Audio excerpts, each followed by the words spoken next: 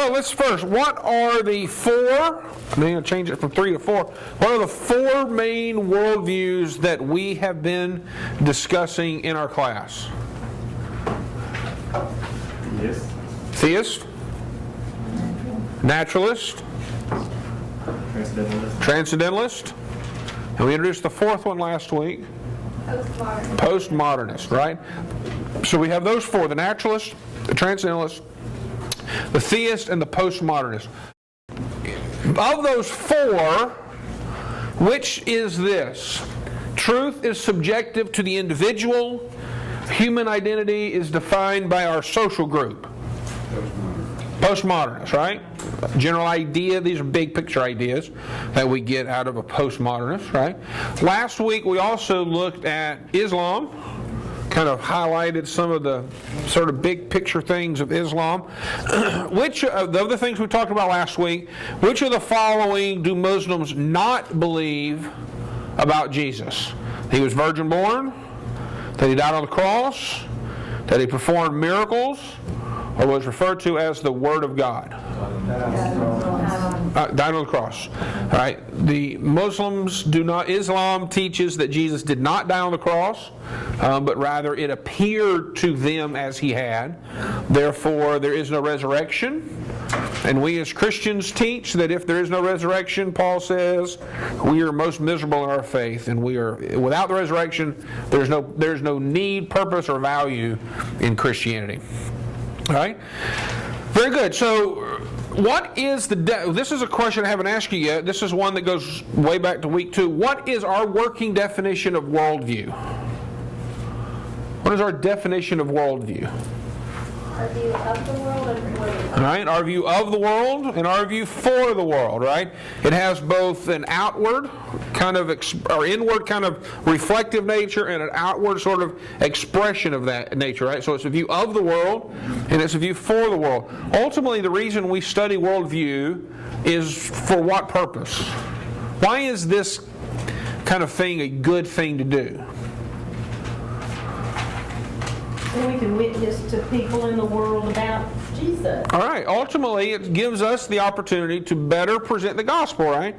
As I understand where people are coming from and sort of their view of the world, it allows us to sort of frame the gospel in a way that they can understand. And therefore, it allows us to present the gospel in a more broad way. And we looked at some examples of that several weeks ago, right? Looked at Paul in Athens as he kind of walked around the city, began to make some observations about their city, and then when he started presenting the gospel, he quoted their poets, he used their cultural expressions, he looked at their deities, and he kind of used that culture and framed the gospel in a way that it made sense to that group of people.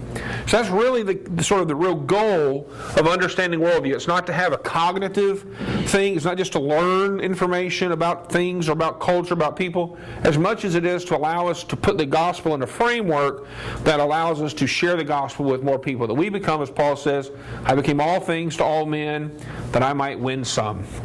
So let's sort of continue with our idea of worldview here. Does anybody recognize this picture? Oh, Lord, yes. Oh, my goodness. Yes, Rachel Deletsia. Rachel Deletsi, Rachel Deletzel. So what really is she? White? All right, have you seen this? I want to be. All right, so here's the question, though. Here's the question. What is the worldview that she's expressing?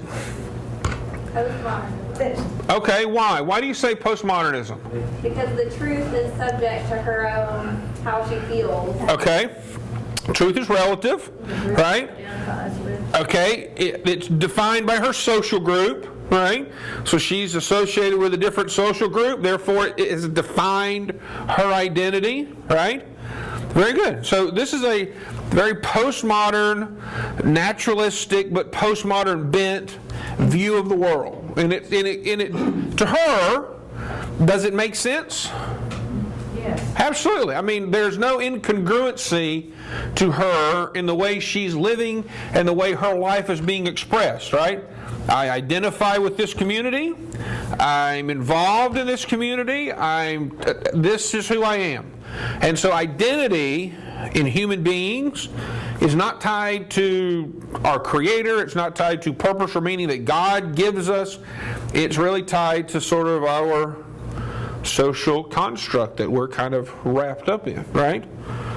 I could have put another one up here between Jenner and Christy. What's her name? What's his name now? Caitlin. Is that her name now? Is that what her name is now? Yeah. Caitlin and Bruce. No. His name now is Jenner. Bruce Jenner and Caitlin Jenner. Right? We could have put the same. Right? This is sort of the worldview paradigm. Right? It's understanding how are they viewing the world. And realizing that everything has a worldview bent to it. All right, so nothing that people does, I don't know if that's grammatically correct. I probably will get, there is nothing that one does. Is that better? Is that better? All right, so regardless of what we do, all of the things that we do are tied to worldview. And we looked at our worldview pyramid, right? Worldview dictates our values affect our behavior. And so when you look at a story like this, which seems so bizarre to us, so bizarre to our thinking, if we understand the worldview, it makes perfect sense. Yes? I mean, within the worldview paradigm that she's coming from, a very postmodern, naturalistic framework, this makes perfectly good sense. I'd like to ask a question. Yes? Within the context of the class, when is it appropriate for Christians in propagating the gospel to challenge a worldview? And how might an opposing view be presented or introduced within the context of what may otherwise be perceived as a community or a culture that is adversarial to a particular? So let me make sure let me restate it so that people on there can hear, on the stream can hear, and make sure I understand your question. At what point is it appropriate to challenge someone's belief system in the presentation of the gospel? Right. From a worldview point of view. From a worldview point of view. I think that it is appropriate at any point when we meet someone, we engage with someone, we have conversations with people, I think it is important that we're always listening for those worldview clues. What are those little trigger things that give us a clue as to what worldview are they coming from? And then being mindful of the fact that the presentation of the gospel, especially if we're talking, because there's two options we have here. We can sort of challenge the paradigm, right? We can challenge their belief system, or we can present the gospel, right? One of them becomes mildly confrontational, and it's like, I'm right, you're wrong. The other is, based upon your view of the world, let me share with you an option. And we should always feel comfortable in challenging people's views as it is in the presentation of the gospel. And part of what we're going to talk about today, the whole point of today's lesson, is the process of evaluating a worldview. How do I, when I'm listening to people talk, what are some things that I can look for and listen for and hear, and what do I need to do to be able to evaluate whether or not that worldview is right or wrong, or consistent or inconsistent? What are some things that we do to evaluate it? Does that answer your question? Yeah? Within the context of our class period here, we are open discussion. So if any point that I'm talking or saying something and you're like, whoa, just pop that, stop me. And we'll stop there, and we'll engage, and then we'll move on. Because the point of this being in this format is the opportunity for discussion. So it's always opportunity. If I don't know something, I'll be like, I don't know, we'll write that down for next week, we'll figure it out. So, yeah. Yeah, especially it's appropriate, especially if you used to hold one of these worldviews. It's easier to get a kind of in with somebody you're talking to and say, I used to believe it the same way, but here's what happened, I changed my mind. Because that gives you some credibility with the other person. So I used to be Catholic, I used to be in the New Age movement, so I could identify with some of those things because I used to think this way.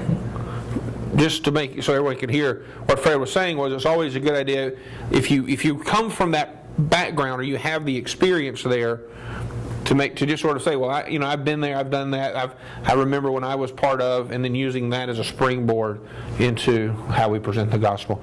All right, so here's sort of the goal for today, okay?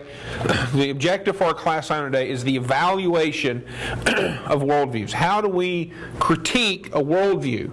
And understanding whether or not it's consistent, inconsistent, what makes it good or bad, true, where do we find truth, how do we evaluate? And we're going to do that using a 4-test approach, okay?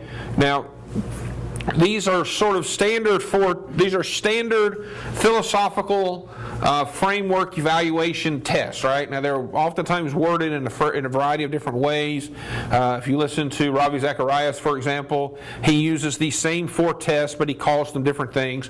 But most of the time when you're going to evaluate, when you're looking at something from a philosophical point of view, you're really evaluating it in these 4 specific ways. We're going to do the test of reason. Is it logical? We're going to do a test of the outer world in the sense of, well, we'll go into details about these one. We're going to do the test of the inner world, and we're going to do the test of the real world. Okay? So let me give you some details about what these tests are. So the first one, the test of reason. The test of reason is an evaluation of its logical consistencies. Is the worldview, is that particular paradigm logically consistent? Okay? Does it violate the law of non-contradiction? Do you know what the law of non-contradiction means? What is the law of non-contradiction? Right? The law of non-contradiction is this, that two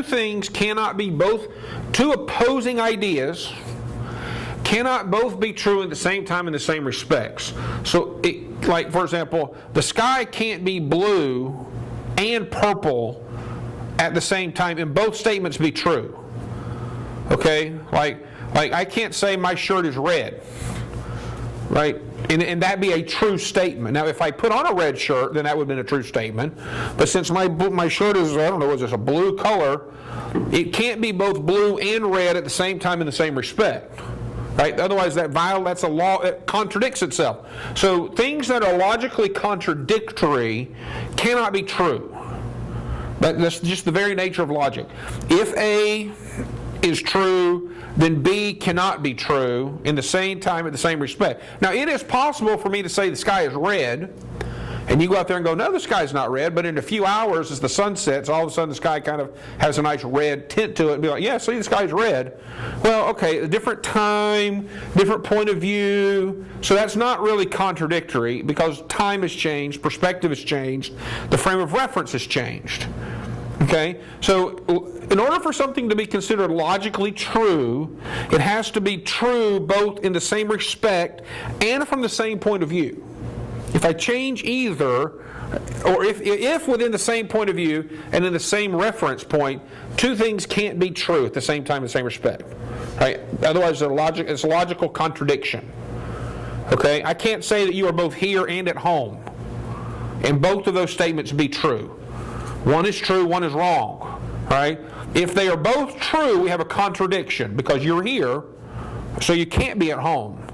But later tonight, when you're at home, then you're home. So things change. When things change and the circumstances around an idea change, then we're no longer dealing with a contradiction. So the test of reason is simply an assessment of contradiction. Is it logical? Okay?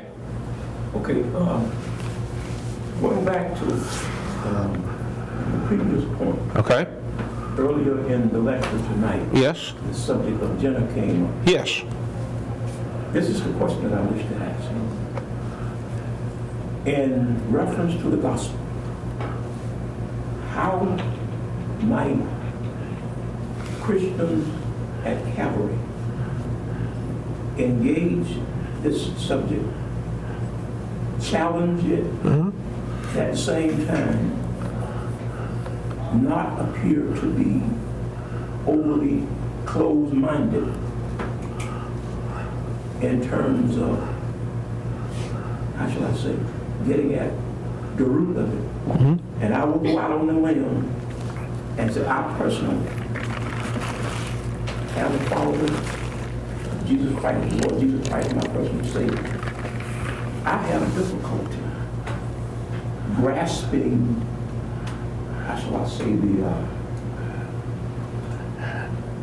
if that might be a word, truthness of how this whole concept can be embraced without at the same time challenging it. So make sure I understand. The question is, how do we, as fellow brothers and sisters of Christ, Christians at Calvary Baptist Church, Presenting the gospel message at to the a same time representing Calvary. to a population that believes or has a affirming view of transgendered issues. Right? So we have a culture that is very pro-transgender, gay, lesbian, etc. How do we present the gospel, maintaining our testimony, maintaining our relationship with the church and God and everything else, and present the gospel because as a Christian worldview, we would argue that the gay, lesbian, transgender whole way of life is biblically, morally wrong. So how do we present the gospel to that group, or to that people, or to someone who affirms that worldview?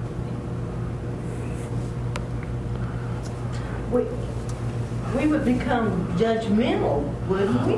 Okay, that's a very good question. What? Okay, I'll come. What were you going to say? I think a good way to look at that is to say, okay, let's suppose you were God, and if we can agree that He created you, He created them male and female, and created us with certain characteristics and strengths and weaknesses. So if you were to stand before Him and say, and come back differently than what you were created, how do you think you would feel? And I've presented this in a way that if through carpentry, let's say that I made a gift for you, and let's say a wooden bowl, I turned it on the lathe, and I spent a lot of time, varnished it and everything, and I gave it to you as a gift. And you were very appreciative and thankful for it. And so I come visit you like 3 months later, expecting to see this bowl on your table with food in it or whatever. And so I ask you, I don't see it, what happened to the bowl that I made you? Oh, it's in the back bedroom, and I'm using it as a doorstop. It works great. It's a great doorstop. Well, that's not the purpose that I made it for. So you're kind of saying it's a form of rebellion against God to say, okay, I know that God made us this way, but I'm not feeling it. I'm going to do this other thing. And to me, if you put it in that sense, you can do that without coming across as judgmental. Okay. And say, if you were God, what would you think of this? What would you think of this? All right. But shouldn't we be judgmental though? Okay. My problem would be, I'd be closed-minded about it, to be honest. I just cannot even, comprehend what is wrong with you, Right. I mean, honestly. But you're probably not going to win them over to your side. And I agree with you. I mean, for me, I cannot say that. I mean, I would certainly be judgmental. Like she said, it would just be, it's a natural occurrence to me to Right. be, what's wrong with you? Wake up, and Okay. because my daughter Madison had a discussion with a friend who was embracing this Caitlyn Jenner, and my daughter kept saying, "It's not Caitlyn, it's Bruce," and they went back and forth, and and my daughter wanted to say at the point where I give up, but see she really gave up because it was turning into an argument. It wasn't turning into, this is why you're wrong. Right. It's like, yeah. And See, they're actually goading you into being judgmental because they know that if you get emotional, we're going to lose the argument and nobody gets converted. and she said, I think she's just trying to, Push your buttons. she knows I think she knows what she's doing is wrong, so she's trying to come up with what's the word I'm looking for? Justification. Okay. Justification as to why I'm this way. What are you going to say? Yeah, I was just thinking about like when Jesus was on earth Uh-huh. and he hung out with sinners Uh-huh. and prostitutes and a whole gamut of different types of sinners. and, you know, where the Pharisees and Sadducees said, you know, you're doing wrong by doing that, blah, blah, blah. And Jesus, at one point, he sat down with them, and the disciples were there too, but it was mainly sinners, and he taught them a story about the prodigal son. And somehow or another, through that story, that touched people. You know, it touched the disciples too, but it also touched the sinners too. And so I think that we have to have kind of a mindset like Christ and let him be our example of how we approach people. Not that it needs to be the prodigal son story all the time, but that's just an example of how he started reaching people that were not like him. Right. All right, so let me sort of interject here in this process. So biblically, people fall into one of two camps, right? Now, the Bible uses a lot of different words to describe it, you know, sheep and goats and all this kind of, but we either fall into the camp of believer or non-believer. We are either a Christ follower or we're not a Christ follower, right? And Scripture describes Christ followers as alive and describes non-Christ followers as dead. So one thing we know with absolute certainty is that dead people act and behave like dead people, right? I've never gone to a cemetery or a funeral home and expected to see a dead person walking around or sitting talking next. Dead people act like dead people, and living people act like living people. They're very distinctively different, right? When you look at Jesus' example, right? When we look at, because that's ultimately what we need to, I think, go to first. Then kind of go out from there. We look at Jesus' example. When Jesus was talking to dead people, his demeanor was very different. There was a non-judgmental approach. He accepted people where they were. You're a tax collector? Wonderful. Let me talk to you about a tax collector. That he was gentle. He was kind. He never spoke to them about their sin. He never looked at the woman who was caught in adultery, whether she was or not so, and said, well, you shouldn't be doing adultery. I mean, what if you weren't adulterous and you lived a high moral life, this would not be your problem. I mean, right? He never mentioned it. She did. He didn't. Well, the tax collector, oh, I'm a sinner. Jesus dealt with sinners as if they were sinners. I expect sinners to do sinful things. I expect dead people to act like dead people. And Jesus responded to them accordingly. I expect people who who are non-believers with a postmodern worldview or a naturalistic worldview to act like postmodernists and naturalists, to look at transgender activities as normal, accepted behavior, and it not be an issue. I expect the lost of the world to be that way. Now, when Jesus went to the temple, and he went to the Pharisees and he talked to the Sadducees, his demeanor with them was significantly different. He would call them vipers and hypocrites and you serpents. And he would sit out on the stoop and he would weave together a cat of nine tails, and then he would go in and turn tables over and whip. And I mean, his response to the living was very different than his response to the dead. Okay? Right? So when we use his example, I think it is very appropriate for us as believers, when we engage people who are sinners, lost, don't know Jesus, to recognize that they are living and doing what lost, unsaved people who don't know Jesus are doing. I'm not surprised that Bruce Jenner wants to be Caitlyn Jenner.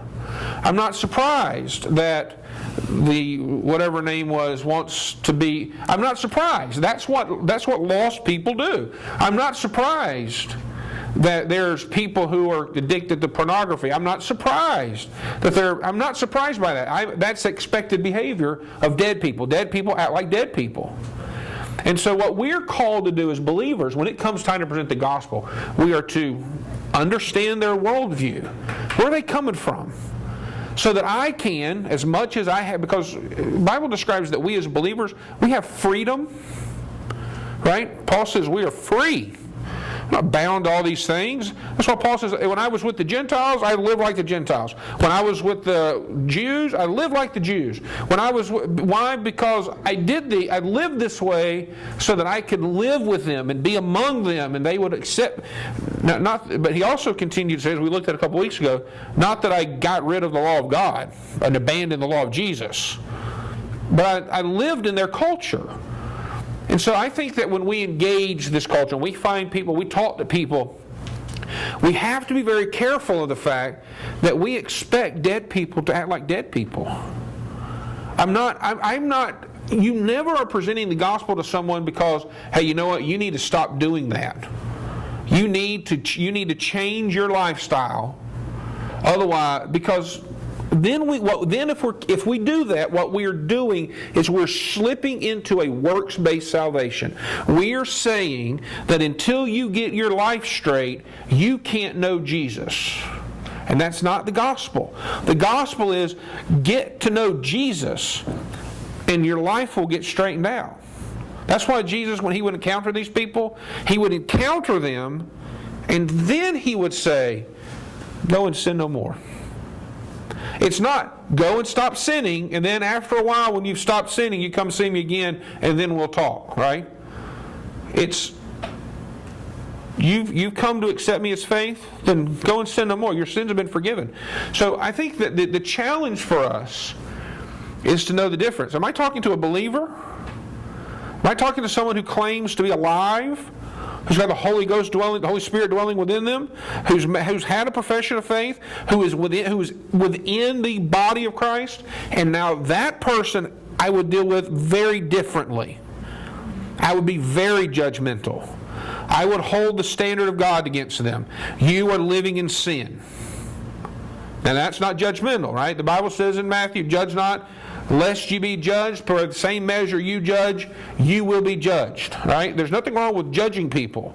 We are to, as well, fellow brothers and sisters, to judge one another, so that we encourage one another to keep growing in our faith. Right? That is required of us. But if I'm talking to someone who's lost, I start with the gospel. Let me tell you about Jesus. You know who Jesus is? This is who Jesus is. Let me tell you about Jesus and help them understand who He is.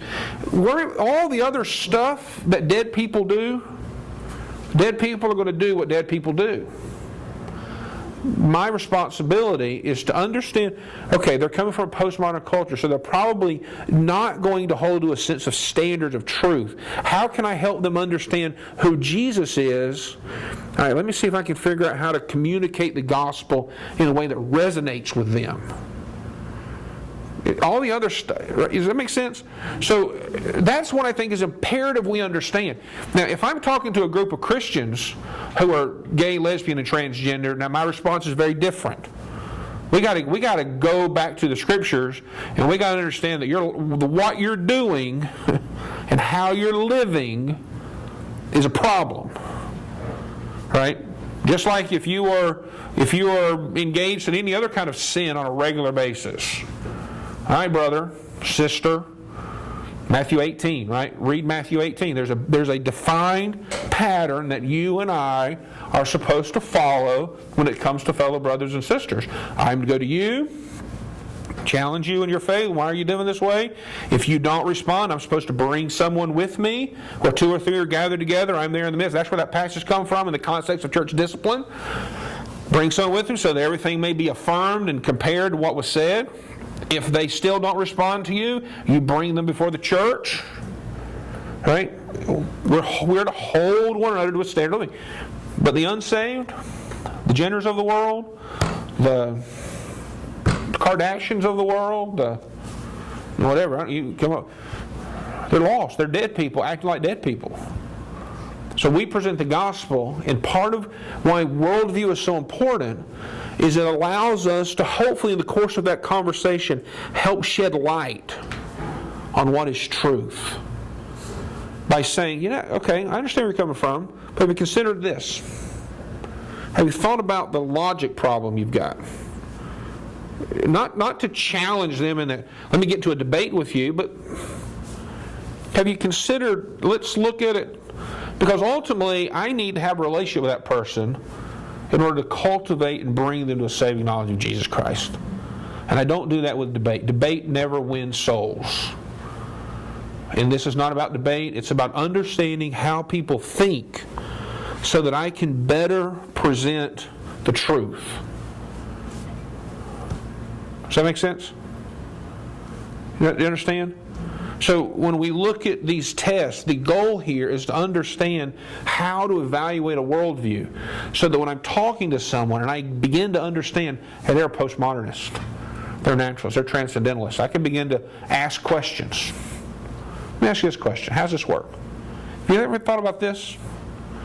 Not confrontational, not challenging, not judging them. They're doing what they're supposed to do. We would never we would never expect, well, I'm going to use that illustration. It'll be potentially misconstrued. Here, but the point, we always expect dead people to act like dead people. Right? So the first test in our process here of evaluating worldview is logic. Is the worldview logical? Or is it illogical? You know, Jesus says, I am the way, the truth, and the life. No one comes to the Father but by me. Is that logical? I'm not asking you if it's right or wrong. I'm not to tell me if you believe it or not believe it. But is it logical? Is it consistent within itself? Right? So the goal, one of the tests, is the test of logic. The second test is a test of the outer world. It's really evaluating the evidence. What does the evidence say? Is there physical evidence available to support the worldview perspective that you're dealing with? And in order for us to use this particular test to develop a congruency of truth, we must have enough evidence that we would be convinced beyond a reasonable doubt. All right, to use that legal standard, that means that I've got enough evidence that makes me convinced that this is the truth. I'm not necessarily saying it is the truth, but there's enough evidence here that convinces me that I'm going to respond quickly because this seems to me to be logical. This is the truth. Right? So it's beyond a reasonable doubt. I'm not saying with absolute certainty, but this, because there are certain limits with evidence, right? It's subject to a worldview bias, right? Evidence is biased. We look at information and we're going to interpret that in certain ways. And so evidence, we have a bias when we look at it. It's subject to interpretation. That's why two people can watch the same event take place and tell completely different stories. Right? Because I interpret the events differently than you interpreted the events. That's why scientists can look at the exact same data and interpret it and come to very different conclusions. Because the evidence is subject to interpretation, and there's bias there. It's subject to presentation. I don't know if you know this or not, but you can take numbers and make them look however you want to. Increase the sizes, change the numbers. All of a sudden it looks worse or better than it really is. A lot of people who are really good with numbers can pad the spreadsheet so that things look like they're really positive when in actuality they're really negative, right? I mean, the way you present information can also kind of, so the evidence is not hard and fast. That's why it's all about the preponderance of evidence. Is there enough evidence that you could say beyond a reasonable doubt, yeah, that seems to fit the reality? Lack of evidence also is not evidence. All right, just because we haven't found physical evidence for Abraham, I don't know if we ever have it, I'm just saying, just because we haven't found physical evidence for Abraham doesn't mean that Abraham never existed. All right, it wasn't until few decades ago that we ever found anything that had anything to do with David, the King David. We have found lots of archaeological things now that lets us know archaeologically, hey, this person really existed. So a lack of evidence is not evidence that something didn't happen or something didn't exist. And so evidence is kind of it's not a hard thing, it's kind of a hard thing to trust in because there's a lot of factors that come into play with evidence. But it needs the evidence to test of the other world. Test of the outer world is really looking at the evidence. And is it enough that I believe it beyond a reasonable doubt? So that's sort of the standard. And we kind of evaluate the evidence accordingly. The test of the inner world is really evaluating human experience. How does it make us feel? What is that internal kind of thing taking place there, the inside of me? When I look at worldviews, it's can it address sort of the victories of life? Can it address the crisis of life? Does the worldview really deal with those sort of internal things that we deal with? Those struggles, those good, the bads, the feelings of life? A worldview should be able to sort of respond and answer questions about internal struggles that we have, both disappointments and blessings and crisis and curses, all these things. A worldview should address those things. And then the fourth test, the test of the real world, this is one that evaluates the application of the worldview. Ideas have consequences. And so it's really a question of, does this worldview have ideas that really play out in the real world, and how will it affect the real world? Good, bad, positively, negatively, and it's really an evaluation of that. So what we're going to try to do quickly today is we're going to try to evaluate two worldviews, naturalism and transcendentalism, using these four tests and seeing where they fit on the spectrum. Okay? So the first one is naturalism. You know, our Howard Stern was our caricature a couple weeks ago of naturalism. Naturalism. What does the naturalistic worldview say? Give us some ideas. Remind us of the naturalistic worldview. What does it say about God? No God. There is no God. What does it say about creation or the world or the universe? Just here, it just happened. All right, it just happened, it's just here. It is temporal, nothing exists outside of it. All right, it's all that's here, everything is physical. There's nothing that exists outside of the physical universe, which means angels and demons and devils and ghosts and goblins, they don't exist because they would be outside the physical universe. Right? What does it say about man? Where did man come from in the naturalistic worldview? Natural selection. Natural selection, or a byproduct of evolution. Right? We are simply higher evolved animals. All right, so Richard Dawkins, who is sort of one of the world-leading philosophers and experts in the world right now on evolution, has written a book called River Out of Eden, A Darwinian View of Life, and here's what he says. The universe that we observe has precisely the properties we should expect if there is, at bottom, no design, no purpose, no evil and good, nothing but blind, pitiless indifference. The world is as it should be if there is no outside forces or nothing involved in making it. If everything came about through natural selection, then the world is as it should be. Random, byproduct of random events. So when you think of Darwinianism, this approach of natural selection, the naturalists hold to the idea that the purpose is to pass along skills that are required for survival. All right, this is the whole concept of natural selection.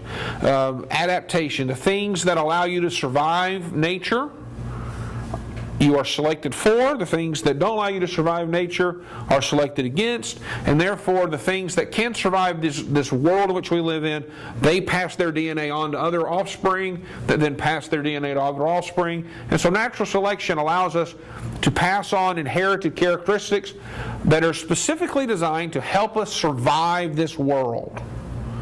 So monkeys learned to use tools because it allowed them, they were adapted, and it was a skill that they learned to crack open nuts to eat more food, therefore they were able to survive.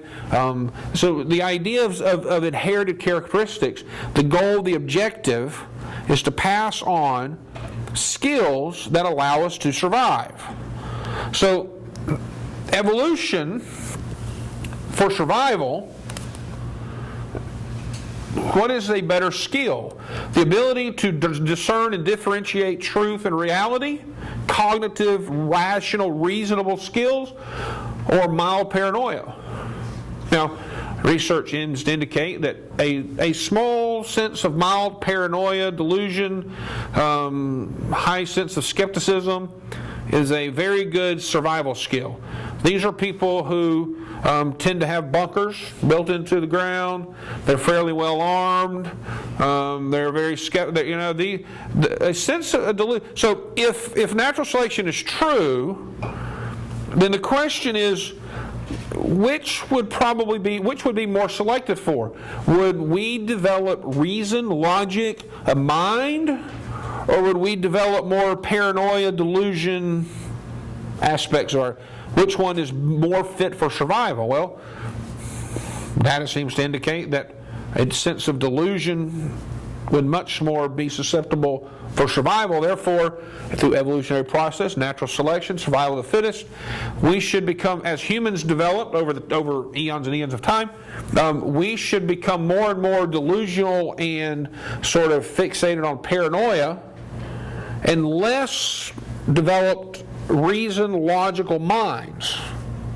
So if naturalism is true, then the belief in naturalism is simply to help us survive. Right? But the problem is, to believe in naturalism, the belief in naturalism would be logical, rational, reasonable, which would be contrary to a paranoid, delusional sort of way of living if natural selection were true. So we don't really have a way to measure whether or not, if naturalism is true, we don't really have a way to measure whether or not naturalism is really true, because we've selected it or chose that framework because it helps us survive better. So it's a survival skill, not necessarily a truth measuring device. Does that make sense?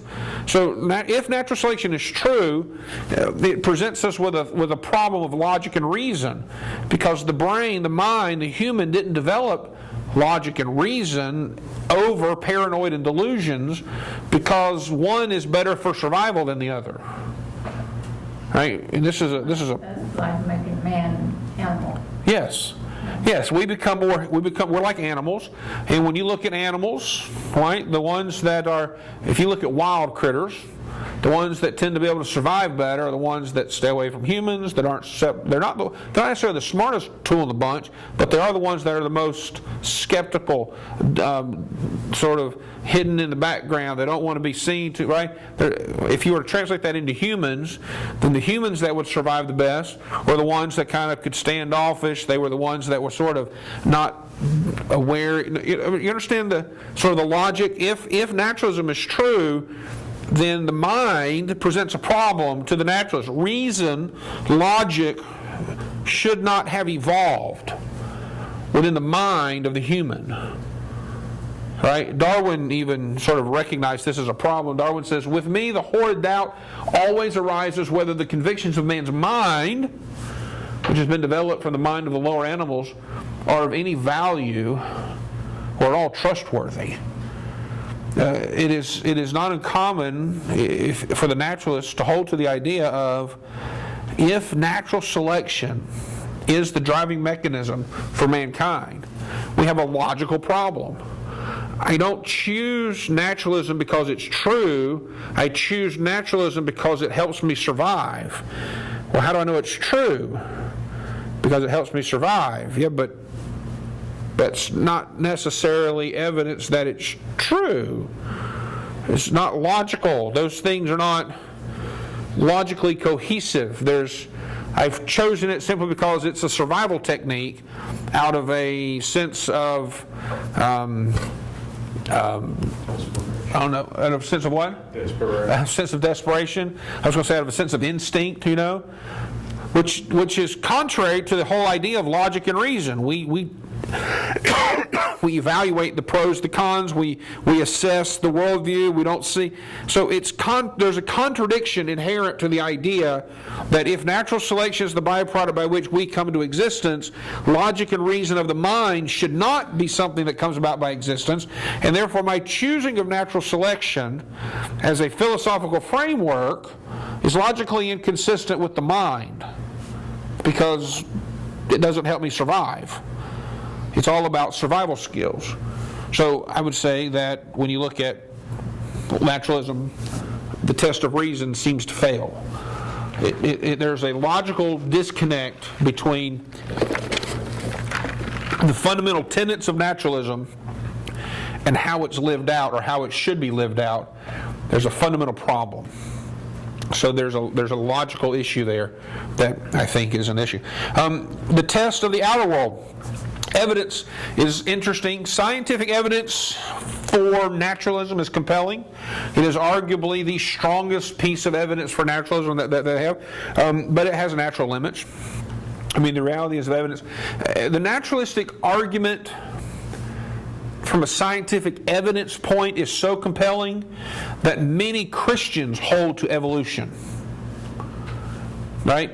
There are many Christians, a lot of your, I'm going to assume that none of this room do, but I'm probably wrong. The reality is that the evidence, the compelling evidence for an evolutionary process of developing mankind is very strong, to the point that many Christians believe the evolutionary process to develop human beings.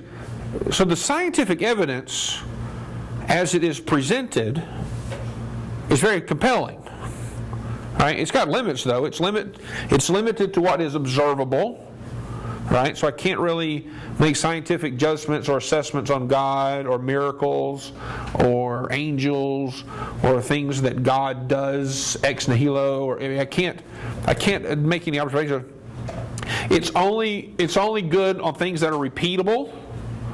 So we may have Jesus turning water into wine, but since that's not repeatable, it's outside the realm of science, so therefore I can't scientifically say whether it did or didn't happen, right? Even if I had the scientific methods at the time of Jesus. And it's also limited to our physical universe. So there are limitations to what science is capable of doing. But what's interesting is it leads us to sort of a debate.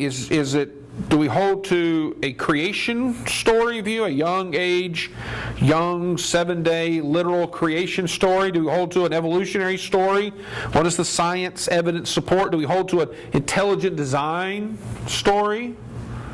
Do we hold to a theistic evolution story? What does the evidence compel us to believe? If we are naturalist, we hold to the idea of true evolution. God does not exist. The physical nature is all that does exist.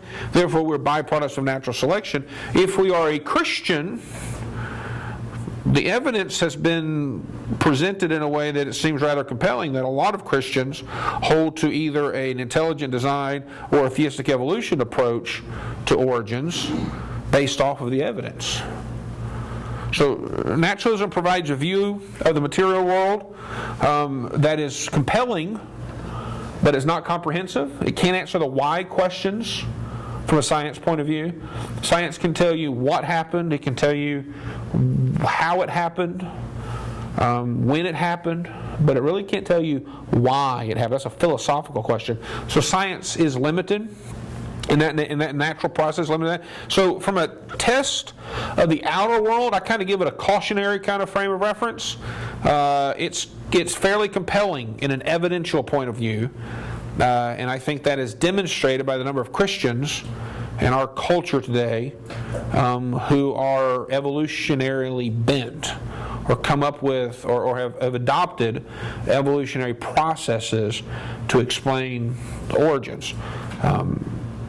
So I think that the evidence for that is fairly compelling, and so I kind of give that a cautionary, favorable kind of view of the naturalist. What about the inner world? How does naturalism imply or affect the human?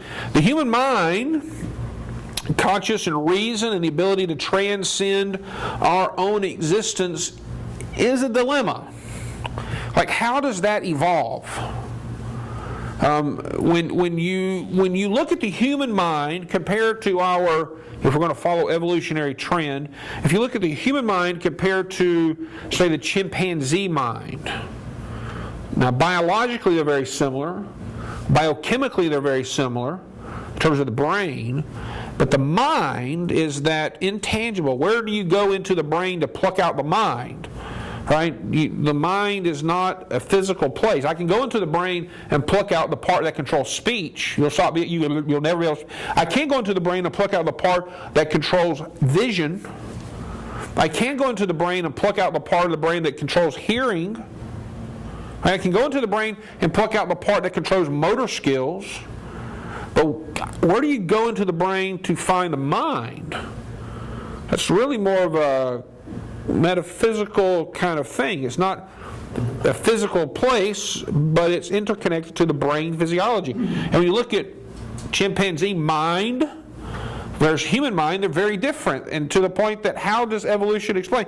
Like, if, for example, as we've looked at before, naturalism argues that life is meaningless, everything is meaningless, right? It's part of the nature, the book of Ecclesiastes, as we've been studying, meaningless, meaningless, meaningless, everything is meaningless.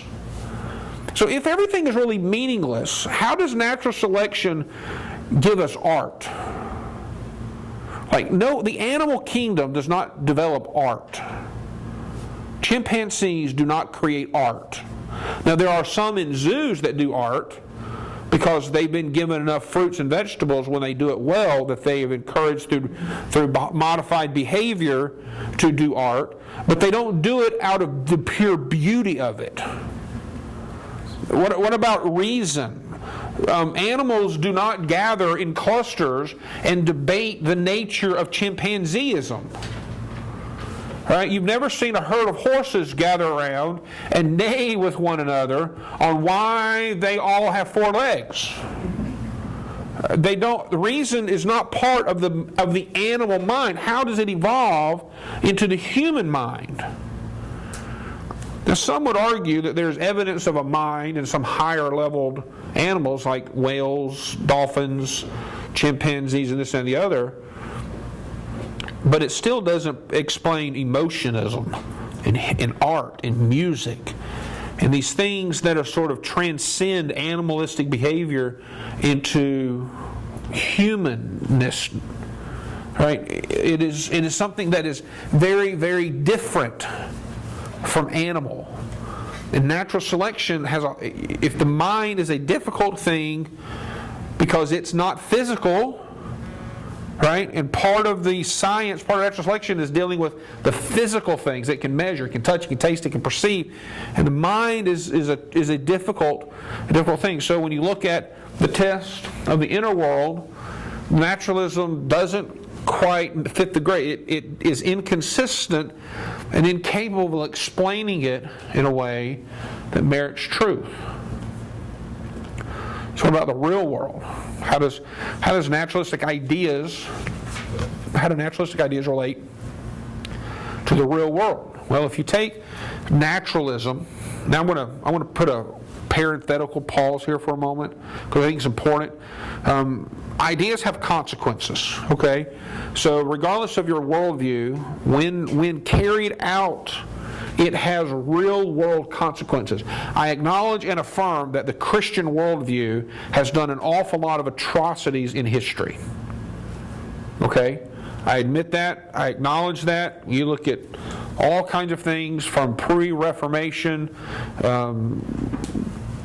Christianity as a worldview, as a paradigm, under the umbrella, put it this way, under the umbrella of Christianity, there have been a lot of atrocities that have happened.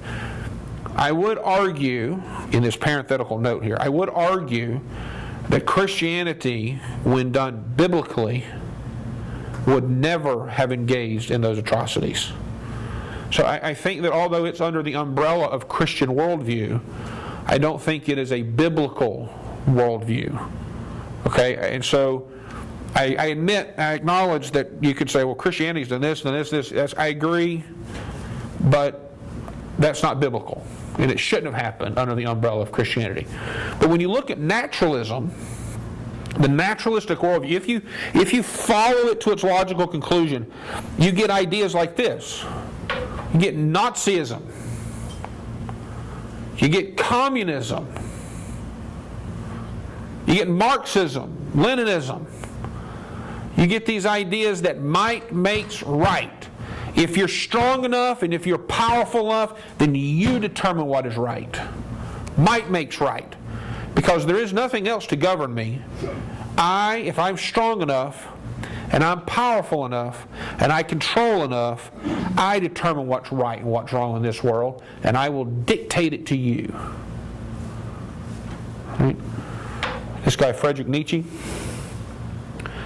he wrote several things. One of them here is the parable of the madman. Another is Thus Spoke Zarathustra. And he uses the same kind of verbiage in there. He says, where's God gone? I will tell you. We have killed him. You and I, all of us, are his murderers. Must we ourselves not become God simply to appear worthy of being his murderer? I mean, this guy is arguably one of the fathers of sort of this modern naturalism movement in the early 1900s. German philosophy, he's the inventor of the concept of the Superman, the Uberman, the man that supersedes in higher evolution to where you no longer depend upon the need for a God idea in order to sustain your existence. You've evolved past the point where you feel you need something outside of you to justify who you are. You should be evolved to a point at which you are the Superman, which you are now, you no longer need God, therefore God is dead. The consequences of naturalism are grave. Naturalistic ideas lead to naturalistic consequences. And you don't have to explore much of the 20th century to see consequence after consequence after consequence of a naturalistic philosophy lived out in our world. So I think that when you look at it from the real world, I think that naturalism fails. So as a worldview, I think naturalism doesn't have logical consistencies. There's illogicalness to it. It has very compelling evidence. I don't think it has the ability to answer the mind, the internal, the feelings. Why do we have these ideas of purpose and meaning? Naturalism doesn't have an answer for those questions. It doesn't really address, when we look at the real world evidence is very hostile and negative in terms of how the ideas of naturalism play themselves out in consequences. Now, we have reached the end of our hour. We haven't reached transcendentalism, which is what we're going to look at next. We'll stop right here. So naturalism provides tools to discover the world, but it fails as a worldview. It collapses upon itself. I think what we'll do tonight is we'll stop here. And our next time we meet, we'll go through transcendentalism.